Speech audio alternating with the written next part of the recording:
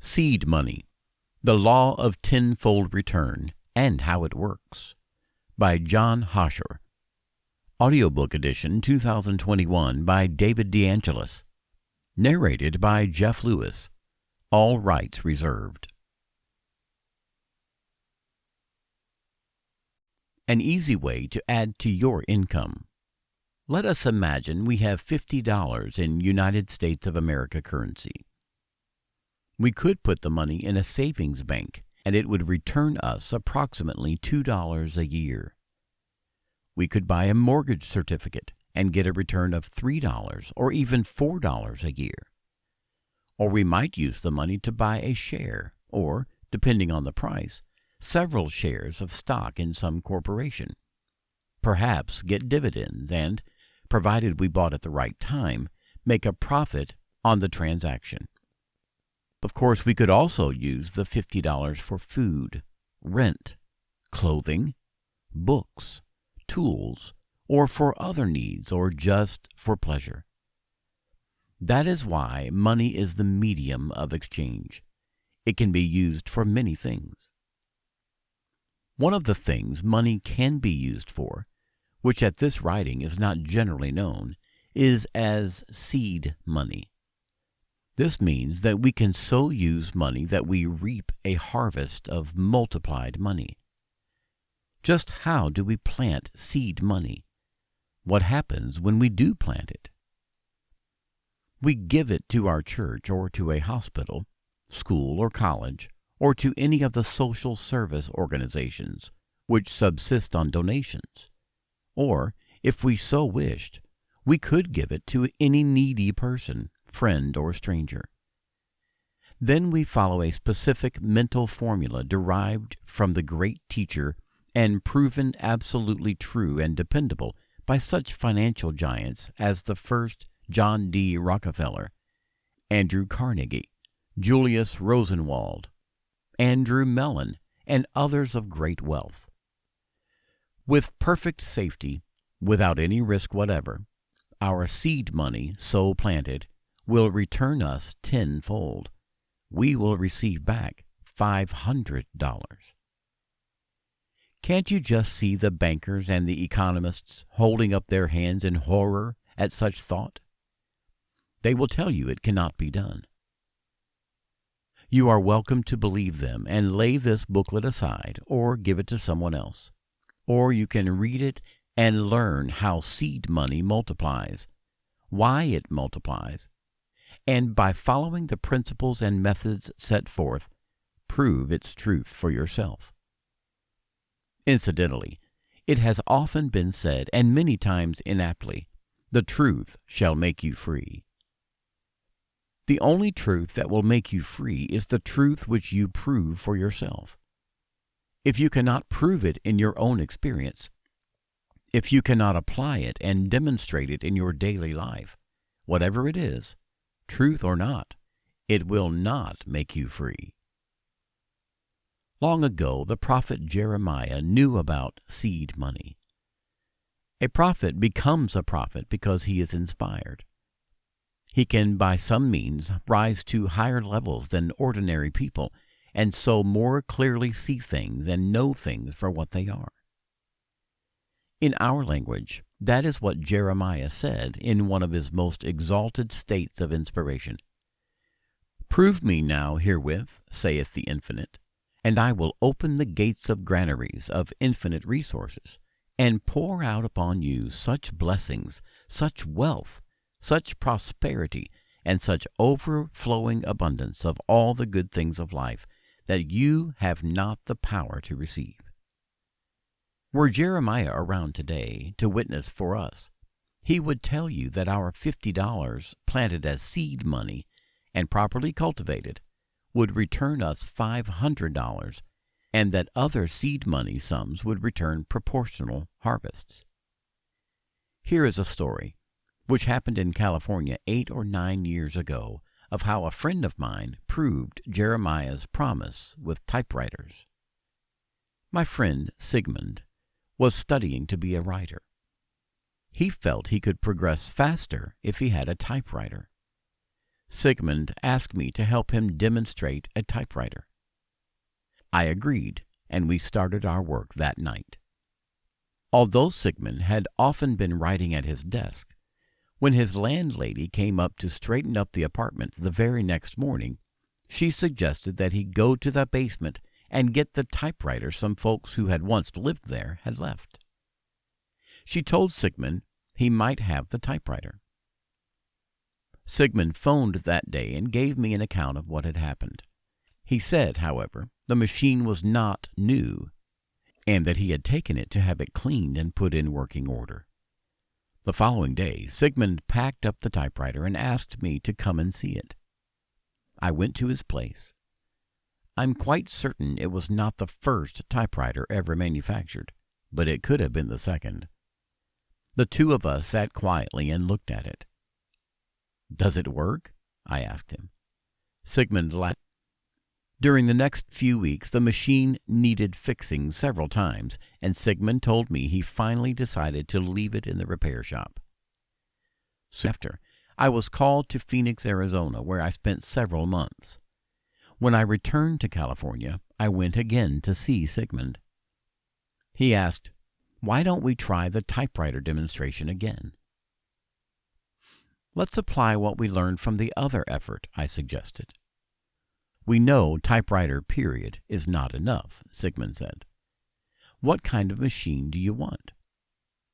Sigmund thought and answered, "It doesn't have to be new, but it should be a late model of a standard make and also be in good working condition." I said, "All right, that's our pattern. A late model standard make in perfect working order." We both went to work on it that night. It was 3 days before I spoke with Sigmund again. He phoned and said he had tried to reach me the day before. I explained I had been away on a business appointment and asked what happened. Sigmund said, "A friend of mine who's been drafted into the Army brought me a typewriter that's only 3 months old. I once lent him my car to drive his mother to Seattle, and he said he didn't know when he's going to need the typewriter again, if ever, and he wanted me to have it." I asked, "What kind of condition is it in?" "Perfect," was Sigmund's answer. I said, "Fine." Sigmund said, "That's not all. You remember me telling about my friends who live across the street?" "The ones you mowed the lawn for when the man had his ankle broken?" I asked. "The same. When I came back from the store this afternoon, Mary, she's the wife, called me over.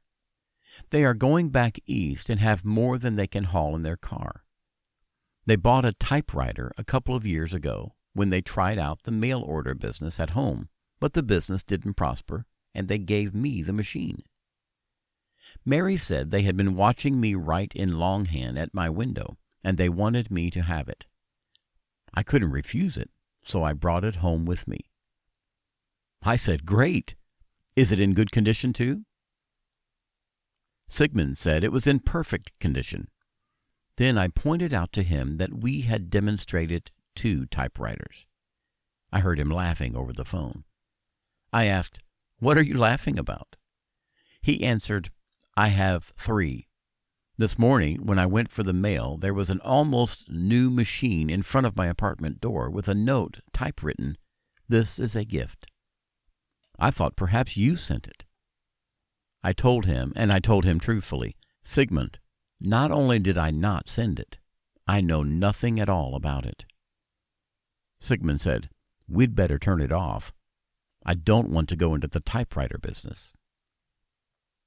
Since those years, Sigmund has used the formula time and again, and is today a prosperous writer and lecturer on the subject. The resources of the infinite are infinite, and every human being has direct access to these resources. Jesus knew about seed money and how to multiply it. He referred to it more than a few times, and once with the loaves and fishes demonstrated it with great success before a huge throng. In the parable of the talents, Jesus told about 3 men. One had been given 1 talent, another had been given 3 talents, and the third had been given 5 talents. A Roman talent was a denomination of money about equivalent to $500. The man who had the 3 talents doubled his, as did the man who had the 5 talents. Jesus commended them and promised to make each a ruler over 10 cities. In effect, this was saying that the principle they had applied could be used over and over again ad infinitum. That is, was unlimited in its operation. The man who had 1 talent did not multiply it, but instead buried it in the ground. Jesus reprimanded him and said that this 1 talent would be taken from him. Use part of your money as seed money, and you will become prosperous, exceedingly prosperous. Fail to use money as seed money, and you will remain or become needy. Why? Because the needs of life are forever eating up your substance, your earnings, your capital. These must be constantly replenished and extended, renewed, just as you have to forever renew your breath of life. A very small percentage of our population today uses the law of seed money in one form or another. These are the rich, and especially the very rich. Yet perhaps only 1 in 10,000 of these few use the seed money principle consciously, knowing what they are doing. The others have conditioned themselves to follow certain business practices, some of which are not contrary to the law of seed money, and which, part of the time at least, are harmonious with that law. Their financial success is in direct proportion to how closely they follow that law. It should go without saying that success will be greater where one practices the seed money principle consciously and constantly than where one uses it only sporadically and accidentally. A typical business operation in harmony with the law of seed money might be as follows. A man gets an idea for a new product, which will confer benefit upon those who buy it. He takes the idea to a friend. They study it and agree that people will buy it and be pleased with having and using it. They also agree it will require X number of dollars to develop and market the product. They calculate they can sell the item in volume and estimate they can profit to the extent oftentimes the X dollar they must invest in it. So they go into business, follow their agreed course, and make profit. Details will differ in every case, but the foregoing operational procedures are those utilized in almost every successful business venture. The greatest fortune the world has ever seen in private hands was amassed by a man who thoroughly knew, understood, and constantly used the law of seed money. The first John D. Rockefeller, throughout his long life, put his full trust in that law. Whether in his early days when he gave frugally but regularly to his church, or in his middle and later years when his foundations were giving many millions to better the world, Rockefeller always envisioned the many times multiplication of his gifts returning to him. And they did. How they did. Rockefeller knew the truth of the early biblical promise, "All the land thou seest shall be yours." He laid his claim on the infinite and accepted possession. It came to him. The law always works. Rockefeller kept his secret a secret. He taught only his family, and the principle of seed money is still working full-time for them. The world regarded the elder Rockefeller's practice of giving a new dime to everyone he met as a rich man's idiosyncrasy. But to Rockefeller it was a deeply religious and significant act, each gift another opportunity to multiply his return. Selfish? Greedy? Do not believe it. Here was a man in love with the law, thoroughly and all-absorbingly in love with the law. He embraced the law, and it gave, flooded abundance and wealth and prosperity over him almost beyond human power to count. Van Loon, in his Life of Rembrandt, paints a scene where the bailiffs are moving out the artist's stove and other furniture. In one corner of the hut, his wife is lying on a pallet of straw, dying of consumption. And what is Rembrandt doing? Standing in another corner of the hut, painting. As Rembrandt was in love with painting, the first John Dee was in love with making the law of seed money work for him. Many men have walked our earth and left it richer for having been there. But it might well be that this first John D. Rockefeller, once probably the most reviled man of his era, left behind for the human race riches as great as any man who has been on earth. Rockefeller knew the law, and knew it so well that when in his middle 40s, America's finest physicians gave him but 6 months to live, he took the law and started applying it to his health, and as a result outlived all of those good medics from 25 to more than 40 years. Andrew Carnegie, Julius Rosenwald, and Andrew Mellon all knew the law of seed money and practiced it constantly throughout long and extremely prosperous lives. Not only did the gifts of these men enrich the entire world, but they also multiplied their personal wealth because each of them knew how to claim the multiplied return of their gifts, and constantly did so claim. Practically everyone knows about the tithe. The tithe meant that 1/10 of the person's income belonged to the church. It was, in effect, a payment due, a thanksgiving. More than a few are reported to have used the tithe and to have become highly prosperous doing so. Paying debts is one of the primary requisites of becoming prosperous. Some may think they could achieve prosperity by never paying anyone. This is contrary to the law and simply will not work. Something for nothing is always nothing.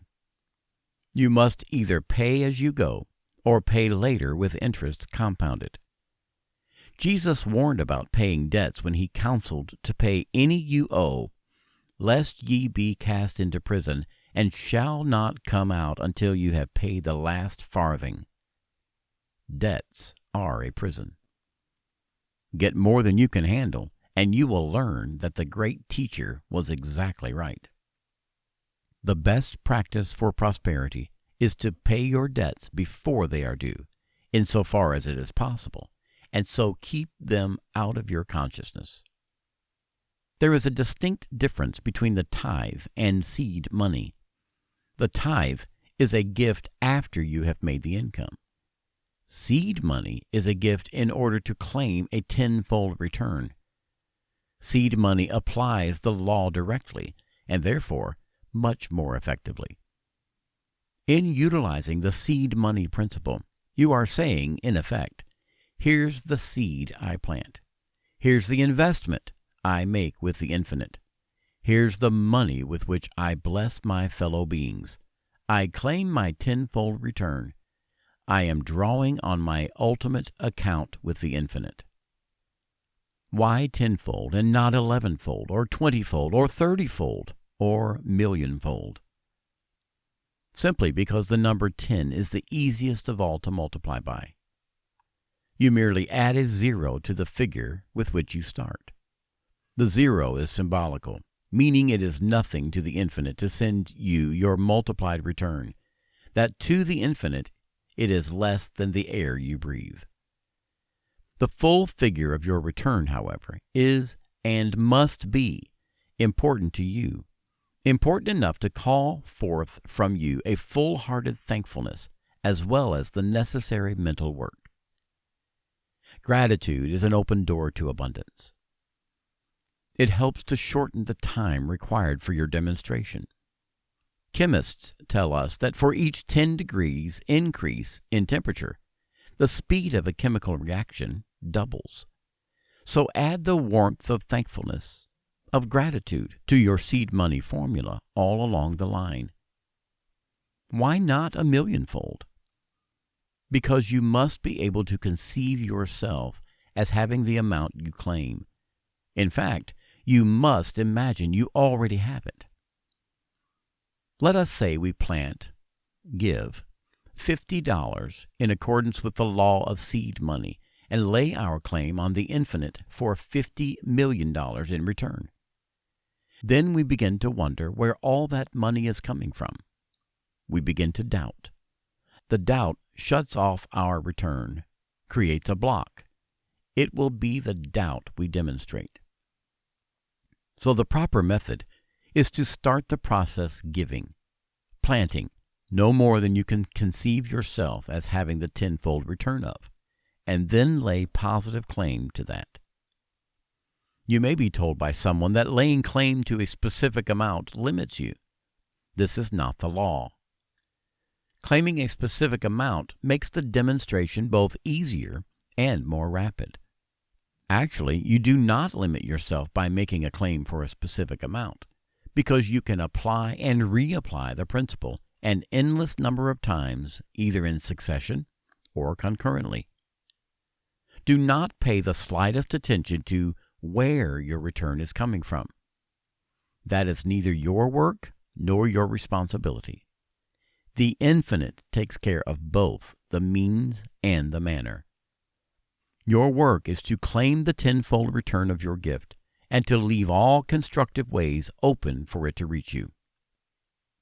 Seed money return is expected money return.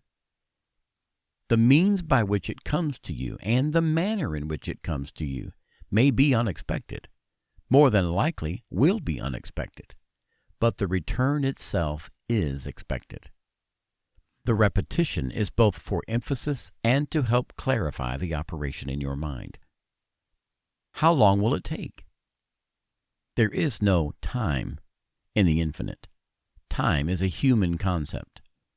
Do your work faithfully and go happily about your normal business. As certainly as the day will dawn on the morrow, your efforts will be rewarded. One of the best ways to attain proficiency in the operation of the law is to repeat the daily affirmation, which closes this booklet, many times a day for many days until you have thoroughly convinced yourself who you are and what your proper role in the universe is. Do this, and the law will work for you promptly and in full measure. There is also an after-the-fact technique that invariably helps to shorten the time required for demonstrations. It aids in registering the pattern clearly in your consciousness. Imagine you have the return in hand. That much you must do. Then, to add the mental picture of exactly what you are going to do with the money. If you intend spending it, see yourself buying, choosing exactly what you want. Also, see yourself as wearing or carrying it out of the store after you have seen yourself paying for it. Go through the details of the transaction several times.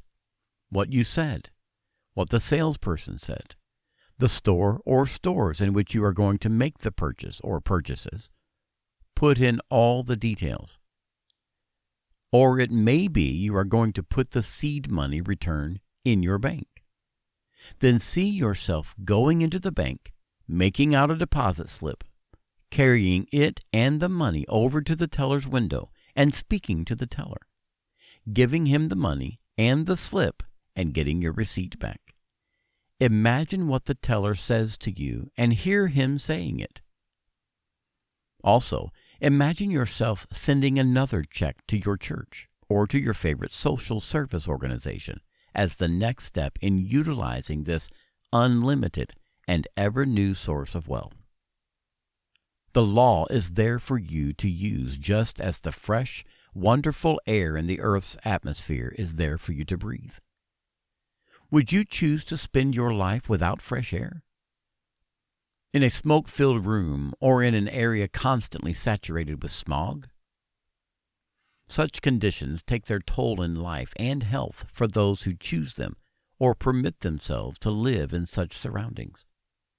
Similarly, those who are ignorant of the law of seed money and of how it works suffer with unfulfilled needs, suffer from the lack of many of the desirable things of life, which in our day require money to buy. Human needs are greater today than they have ever been. The cost of living, at or near a record high, continues to mount. Rents are the highest ever and are still increasing. Food and clothing were never costlier. Today, all children, to be able to compete with their own generation, must have a college education. Wage and salary increases do not solve the problem. Other and greater sources of money income are needed. The saying that the rich get richer was never truer, or that the poor get poorer. The reasons for both are fundamental. Most of the rich are daily applying the law, although they may not be aware of it. They have a surplus above their living needs, which makes it unnecessary to pay any more than casual attention to those needs. So they do not multiply needs in their consciousness. They live surrounded by riches and the evidence of riches, and with riches filling their consciousness, they attract more and greater riches continually to themselves. The law always works. The direction in which it works depends solely upon the contents of the individual's consciousness. The poor are constantly thinking about what they need and forever talking about it. The universal law of life is that upon which you focus your attention always comes into your life and experience.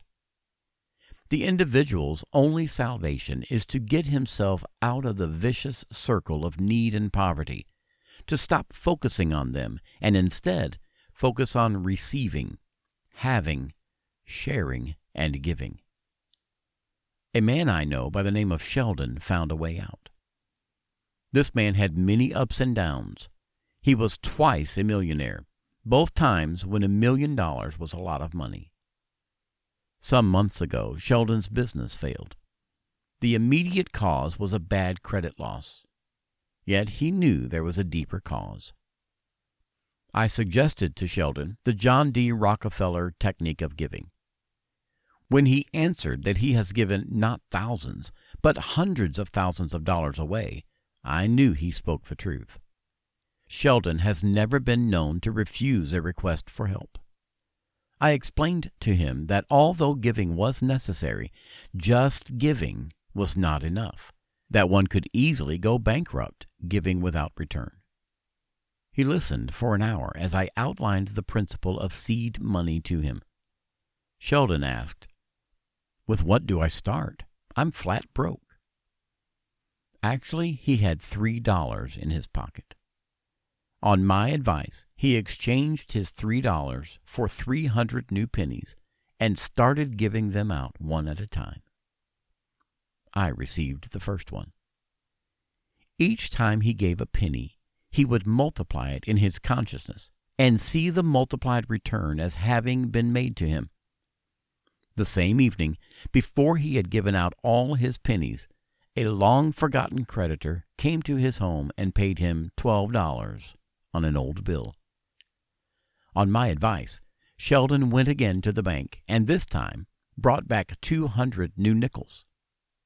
Again he started giving them away, one at a time, each time following the seed money technique. Within 3 days he was called in as a consultant on a marketing problem and received $250 for a half-day's work. Still working the seed money formula, this time he started with $100 of new quarters. While he was busy giving these out and multiplying and claiming his return, 2 friends contacted him and offered to finance him in a new business venture. All the capital he needed was placed at his disposal. Sheldon came to my apartment and we talked over the situation. He said, "Although I have been in business in New York City for 40 years, actually, like Moses, I have been wandering in the wilderness. Never before have I known what I was doing. He insisted that he would not have any more downs in his life because he had learned the seed money formula and practiced it. He still gives, but now he multiplies and claims his tenfold return, and his new business is prospering mightily. Why is giving necessary? The farmer who wants a crop must give to the earth, must sow or plant the seed. Otherwise, he will harvest only weeds. When you were born, the first thing the doctor did was to hold you up by the heels and smack your little bottom. You gave out a squawk, and that started you breathing. Breathing itself is both a giving and a receiving. So is your very life. For discontinue either exhaling or inhaling, and you cannot live. When you want the lights on, you turn the switch, which closes or completes the circuit and starts the flow of current. The entire universe is a series of energy circuits. From the Earth and other planets, their orbits to the particles of the atom in their orbits. Shut the flow off anywhere along the line, and the result is nothingness. In James Stevens' classic, The Crock of Gold, the old philosopher observed, "You must be fit to give before you can be fit to receive." The plain and simple truth is that you must start giving before you can start receiving. This is the kind of universe we live in. You may say, "But how can I give when I don't have any money?" Then you must start with your muscles, with labor and the sweat of thy brow until you have received some of the currency of the realm. Then start giving it and claiming the multiplication of the tenfold return back to yourself. Continue this as you continue breathing, and soon you will be prosperous and surrounded by abundance. Actually, no one ever grew rich working either at labor or at a white-collar job. Those who grow rich are those who organize their minds for riches, who direct employees on the one hand, and who direct their multiplied claims to the infinite on the other hand. As a matter of fact, you do not need any employees to become rich, provided you know the seed money technique and use it persistently. Likewise, you can be an employee, and by using the seed money formula constantly in your life, you can become wealthier than your employer if he fails to use such formula. What is the formula which makes the law of seed money work for you? The formula is derived from Jesus. When properly used, it always produces the desired results. Believe ye have already received that for which ye ask, and ye shall so receive.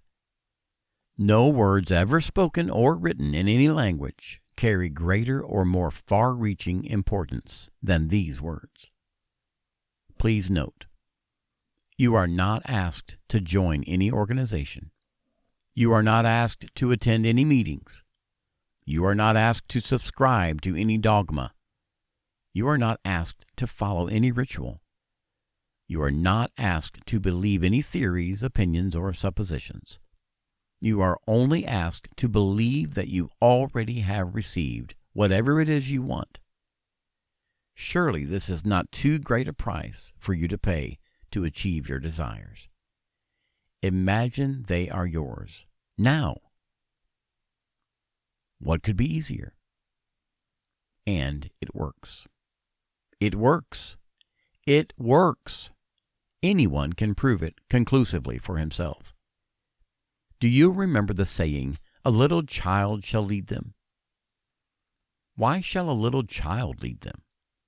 Because it is easy for a child to imagine, and because children practice imagining more than grown-ups.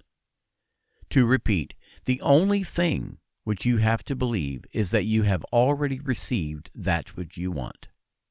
Your age does not matter. Your creed does not matter. Your race does not matter. Your name does not matter. Your sex does not matter.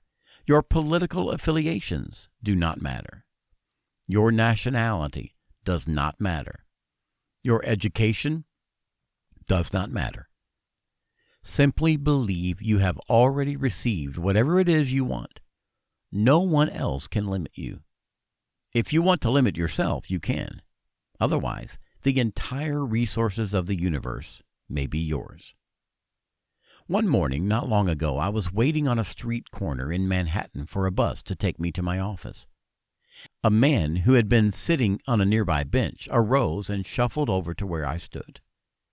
We spoke and passed the time of day. I noticed that his clothes were old and torn, and that instead of shoes he was wearing low-cut rubber overshoes. I asked the question which obviously he expected me to ask. "What happened to your shoes?" "Someone stole them while I was asleep last night," he told me. "What are you going to do for shoes?" "That is what I have been wondering. I found these in the garbage back of the building where I slept," he answered. He showed me the soles, which were more holes than rubber. "What can you get a pair of shoes for?" I asked. "There's a shoe repair place I know where I can get an unclaimed repaired pair for $4 or maybe $5. Then I asked him, "Do you have the money?" "I don't have a cent," he replied. "How near is the shoe repair place?" I asked. He pointed. "Only 2 blocks over that way." "Let's walk over," I suggested. When we reached the repair store, I handed him $5. "See what you can get with that. If you need more, tap on the window and I will come in." In a few minutes he came out of the store wearing a comfortable-looking pair of repaired shoes. He held out a dollar bill towards me, saying, "I got these for $4. "Keep the dollar," I told him. We walked together to the corner and shook hands, thanking each other. He asked, "Why do you thank me?" "Because I am happy I was able to be of service to you," I told him. We wished each other good luck, and I went on my way to the bus stop. As I walked, I silently repeated over and over again the seed money formula. I have received $50 in return. I have received $50 in return with good to all concerned. Thank you, thank you, thank you. When I arrived at my office, business took over and I forgot the incident. Mind you, please, I have practiced the formula for hours and hours over the years. I have worked it almost countless times, both on a small scale and on a large scale. I have seen friends make it work many times, so not only did I believe I had received the $50 in return, I knew. I knew. That night, as I opened the door of the apartment house in which I live, a pretty girl came out and smilingly thanked me. I noticed she carried a musical score from The Pajama Game, and I asked her, "Are you a singer?" "No," she answered. "I'm a receptionist, but I'm taking singing lessons." "Who is your teacher?" I asked. She mentioned the name of a vocal teacher who had been a friend of mine for many years, but whom I had not seen for 15 years. I told her my name and asked her to remember me to her teacher. She said she would and went on her way. I went to my apartment, showered, and put on fresh clothes. As I started out to keep an appointment, the manager of the apartment house came to my door and told me I had a call over the phone. I answered it. The vocal teacher was calling and asked me to come to his studio. I went at 10:30 that evening.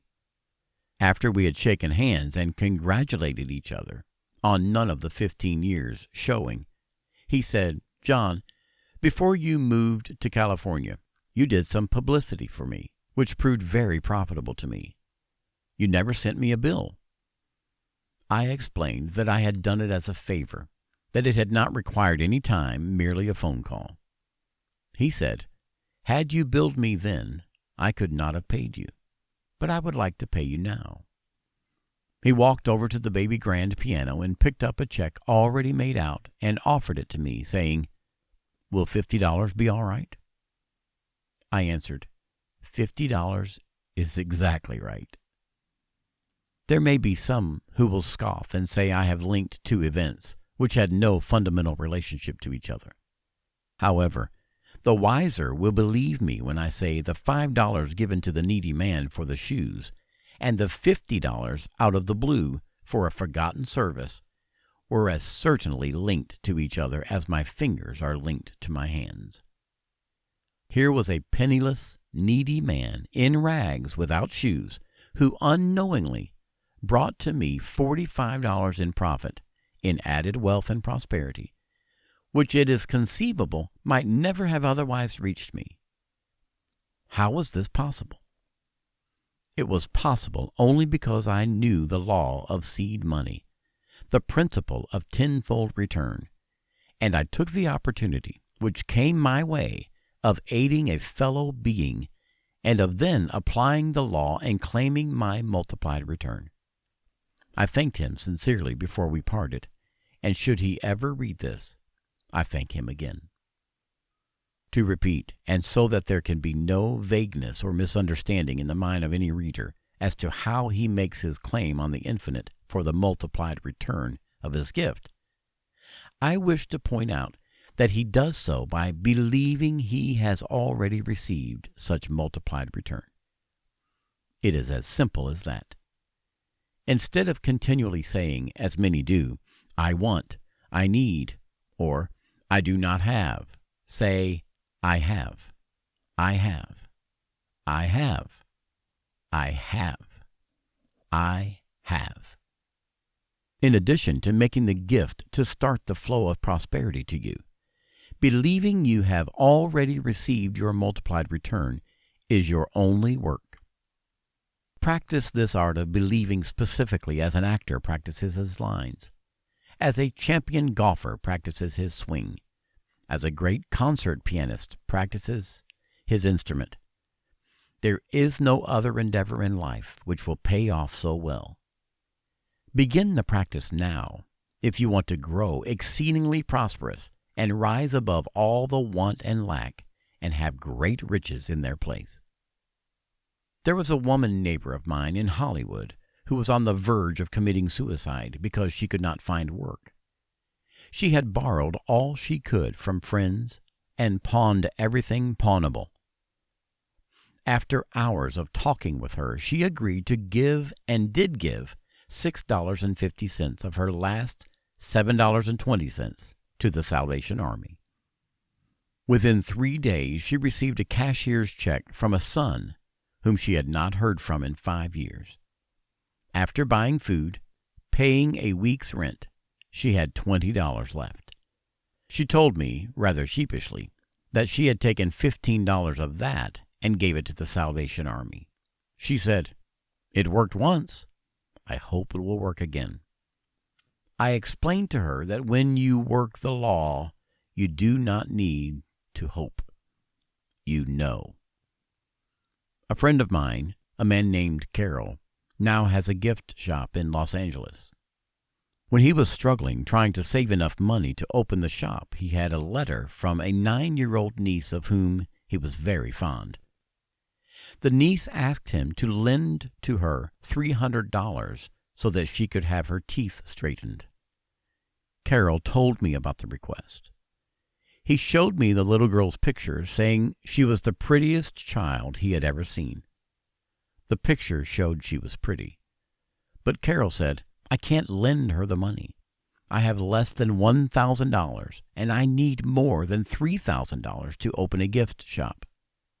It will take her years and years to repay me." He continued talking about it. Finally, he asked my advice. "Don't lend her the money by any means," I told him. "Give it to her. Send it to her today." After hours of discussion, I convinced him it was the right thing to do, not only for the sake of his niece, but more for his own sake. Carol sent his niece the money. I think for a while he was sorry, because it took more hours of talk to get him to make his multiplied claim for his return.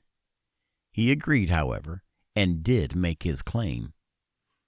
The following Sunday, Carol telephoned me. He may not have had tears in his eyes, but he surely had them in his voice. A former partner from whom Carol had been estranged for 12 years or more came to Carol's home and handed him 30 new $100 bills. The ex-partner told Carol that when they had dissolved the business years earlier, Carol had been defrauded out of certain monies. The $3,000 represented this money with interest. Carol opened his gift shop the following month. A novelist friend of mine, working on a novel, wanted to go to the British West Indies for 3 months and finish the book there. He gave me no argument, but went to his bank, as I told him, drew out his last $70, and gave it to his church. He also followed the formula with enthusiasm. In less than a week, I saw him off the British West Indies.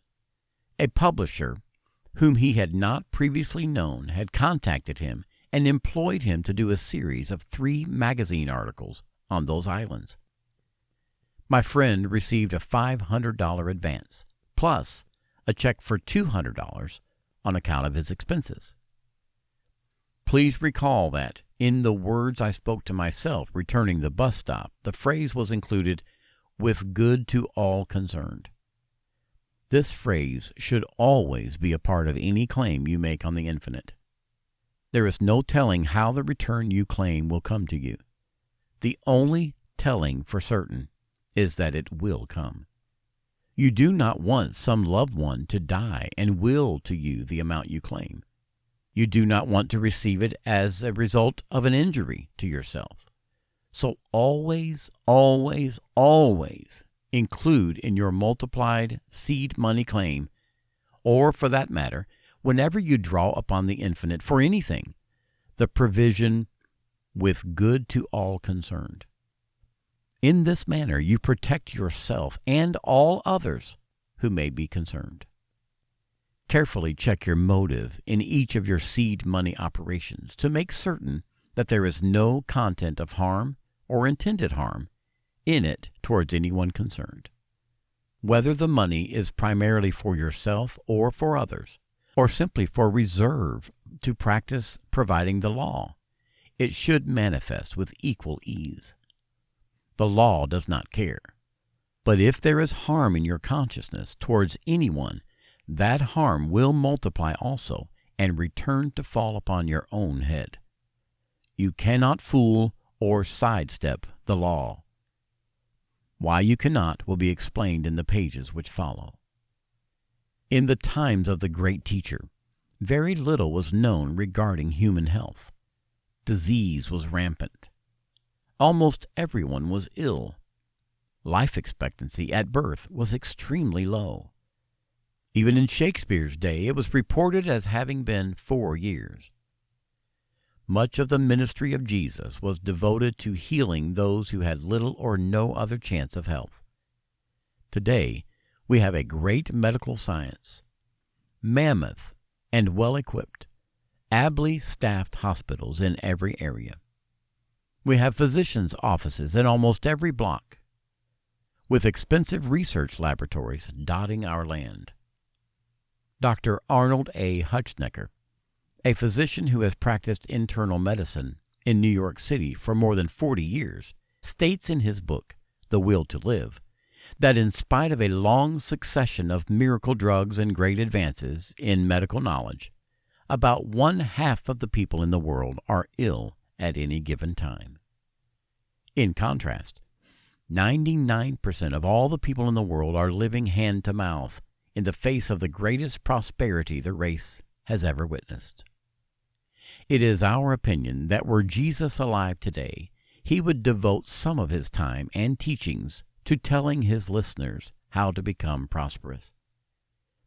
Can't you just hear this great teacher saying, "Your lack, your needs, your poverty are insults to the infinite. These are totally unnecessary conditions which you have pinned upon yourself. Rise above your ignorance. Find out who you are and make your claim for an overflowing abundance of all the good things of life, and it shall be given to you in full and running over. Then again, with what measure you give, it shall be multiplied tenfold and given back to you. The spirit in which you give is the most important thing about your gift. Why? It is intrinsic to the pattern in your consciousness, and its physical counterpart will carry through into your multiplied return. When an opportunity to give is offered to you, if you consider giving and then decide against it, saying in effect, "I better not, I may need it myself," you will most certainly need it yourself. If you give grudgingly or calculatingly, these configurations will be present in your return. If, however, you give boldly, generously, full-heartedly, impulsively, it shall be given to you tenfold in the same manner. The fastest and in some ways most interesting return on seed money tenfold claim that I know of happened to me quite recently. I was on my way to a branch post office with an armload of parcel post. In addition, I carried unwrapped, but in its own display package, a small appliance I was then distributing. I intended to deliver it to a local purchaser on my way back. As I hurried up with the crowded street, I passed a blind man with a cup. I thought to myself, I'd give him something if I weren't loaded down. Almost instantly, I recognized the negative application of the law. I turned and struggled back through the crowd, reached the blind man, and asked him to stop for a second. I laid my packages on the sidewalk, took all the change from my pocket, and put it in his cup. It made a good noise, and it seemed he was almost on the verge of opening his eyes. However, he did not, but he repeated his thanks. I recovered my packages, reached the post office, and mailed them. Then, taking my unwrapped appliance, I turned to leave the post office. A man stopped me, saying, "I'm interested in that product. May I see it?" "Certainly," I answered. We stopped at the first writing counter near the entrance, and I took the appliance out of its box and showed him how it worked. It happened to operate on batteries, and their sound attracted a small crowd. The man who had inquired looked at it, then handed me his card, saying, "Please mail us a catalog sheet. We may give you an order." I thanked him and proceeded to put the product back in its box. Most of those who had been watching had disappeared. However, one man stepped up to me and said, "Where can I buy a couple hundred of those things?" "I distribute them," I told him. "I'll be happy to supply you." He said, "First, let me buy the special delivery stamp I came for. Then we'll do some business." On the way to my office, he introduced himself. He was the Ohio distributor for one of the reducing foods, and was in New York looking for a product he could use as a premium to open accounts with dealers. He bought 200, did not ask for the discount to which he was entitled, and which I gave him. He paid cash. I do not know exactly how much I gave the blind man. I had made my claim for a general tenfold return, and I'm quite certain the profit of that sale represented a full measure return running over.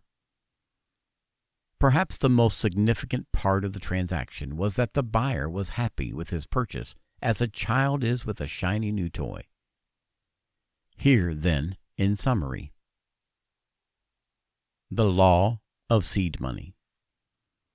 In giving money to your church or school or college or hospital, or to any social service organization, or in any other way using money to bless, help, or aid your fellow beings, you have not only the right and the privilege, but you have also the duty of claiming from the infinite a tenfold money return. To claim it is to receive it. The formula: 1. Plant the seed money. Give the amount you wish to the organization or person you wish. 2. Now you cultivate your claim. Immediately after you make your gift, and as soon as you are alone, make your tenfold claim on the infinite in the following manner.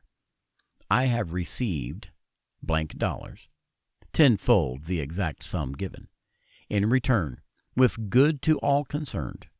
Thank you, thank you, thank you. 3. Repeat your formula time and again. Say it just before you fall asleep. Say it during the night if you awaken. Say it several times the first thing in the morning. Do it enough and then relax and follow your normal routine. It is not necessary to overwork. 4. Start your work at a modest level, high enough that your gift and your multiplied return are both important to you so that you will do the work as outlined conscientiously.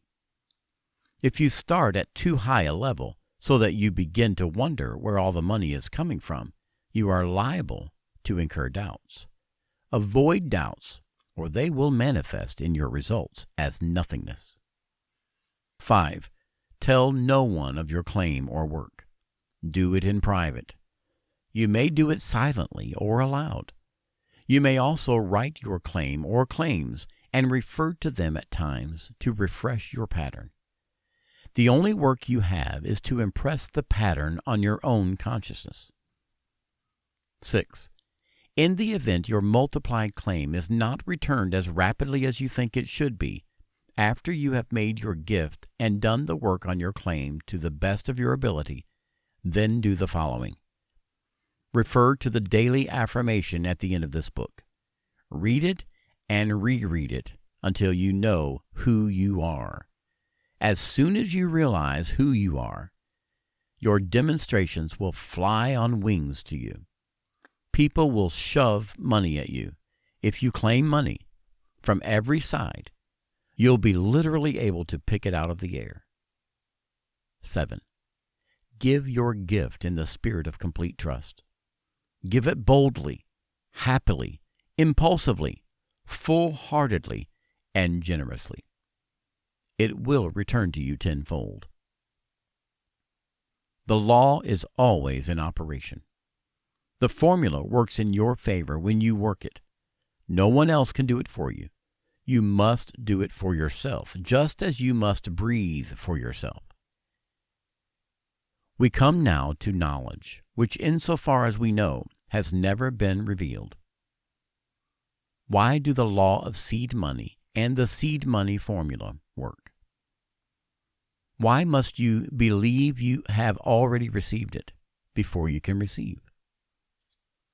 We are going to tell you why. We are going to give you the reason it works, and should you ever fail to make it work, the reason you fail. We are going to give you the only explanation which fits all the facts, the explanation which is the basis of all religions, all creeds, all faiths, all healings, all miracles, and all the conditions and experiences in human life. We are going to take the mystery out of all these things, and in the golden words of Reverend Paul M. Brunett, put the mastery in. The ancient Hindu emperor, Asoka, is reported to have observed, all creeds have their miracles. Today, we not only know this to be true, but we also know that the psychiatrists and hypnotists have theirs. Why? Because of man's relationship with the universe. Scientists have explored the universe with powerful telescopes and with powerful microscopes. In all their search and research, they have found only one thing. From the farthest star to the most infinitesimal part of the atom, the only thing scientists have been able to find is energy. Everything that exists in one form or another, one level or another, is energy. Energy fills the universe. The universe is energy. The infinite is energy. Then it should surprise no one to learn that there is a fluid, plastic, invisible energy which flows evermore through the human mind. This energy, undifferentiated, flows through the mind of every human being. The infinite energy which flows through the human mind is power, sheer power. It enters your mind unformed, flows out of your mind impressed with the patterns in your consciousness, and flows ever more into the exact form of those patterns. This infinite energy which flows through your mind is blind, has no will of its own, cannot say no to your patterns or do anything but follow them explicitly. This infinite energy, which evermore flows through your mind, is unlimited. It will flow into whatever pattern you conceive, and inasmuch as all energy works in circuit, the energy which flows through your mind brings back to you on its invisible circuit the physical counterpart of your thoughts, words, and emotions. If you pattern the infinite energy, which flows through your mind, with evil, evil will be returned to you. If you pattern it with disease, disease will be returned to you. If you pattern this energy with debts and needs, debts and needs will be returned to you. If you pattern this unlimited infinite energy, which flows through your mind with happiness, happiness will be returned to you. If you pattern this energy with great riches will be returned to you. If you pattern this energy with perfect health will be returned to you. If you pattern this energy with ever-renewing life, with inexhaustible vitality, with everlasting youth, and with an overflowing abundance of all the other things of life, all these wonderful things will be returned to you. You are the director, the selector, the chooser, the decider. You are the absolute monarch of that infinite, unlimited, blind, obeying, all-powerful energy which flows through your mind. Do you think nuclear power is great? You're right. It is great, very great. But compared to the infinite energy which flows constantly through your mind, and of which you are the undisputed ruler, nuclear power is as a weak and helpless infant in the arms of a mighty giant. The purpose of your life, the responsibility of your being, is to direct that energy into the best and most constructive forms you can conceive. As you do so, you prosper. As you fail in this purpose, in this responsibility, you suffer. Now do you know who you are? Now do you know why you can make your seed money tenfold claims on the infinite and have them paid in full? The infinite is your servant, works every second of your life for you, follows your every order, has nothing else in all the world to do but to bring you blessings, health, ever-renewing life, wealth, prosperity, and an overflowing abundance of all the good things of life, including deep and satisfying happiness. Getting, having, enjoying, and sharing all these things are both your birthright and your duty. My daily affirmation. I know who I am. I am the selector, the director, the guide, the pattern maker, the blueprinter of that unlimited, unformed, yet all-powerful, blind, completely obeying, infinite energy which every instant of my life flows through my mind. I am the eyes, the fingertips, the consciousness of that infinite energy. I am the sole ruler and absolute monarch of that infinite energy which flows through my mind. That infinite energy is my omnipotent and willing servant and follows exactly my every order. My words and thoughts and emotions form the infinite energy into the conditions and circumstances of my life and environment. That all-powerful infinite energy is constantly and precisely fulfilling, transforming my words and thoughts and emotions into their physical counterparts. No words or thoughts or emotions of mine ever return to me unfilled. Therefore, I am always exceedingly careful that all my words and thoughts and emotions are beneficial, positive, constructive, and specific in all their aspects. By guiding and directing that infinite energy forever flowing through my mind with words and thoughts and emotions which are beneficial, positive, constructive, and specific, I bless myself with perfect health, with ever-renewing life, with inexhaustible vitality, with everlasting youthfulness, with wisdom and understanding, with wealth, prosperity, happiness, and an overflowing abundance of all the other good things of life. I bless my fellow beings with beneficial, positive, constructive, and specific words and thoughts and emotions, and also with gifts of monies, services, aid, help, love, praise, and encouragement, and claim my tenfold return on all these from the infinite, as in both my privilege and my duty as a conscious expression of that infinite energy. That always obedient, all-powerful, infinite energy, which flows constantly through my mind, always brings my tenfold return to me. Daily, my capacity to receive increases, expands, and magnifies. All good completely fills my life and environment, and the life and environment of all my fellow beings. So I am. So is it. This has been Seed Money, The Law of Tenfold Return and How It Works, by John Hosher. Audiobook edition 2021 by David DeAngelis. Narrated by Jeff Lewis. All rights reserved.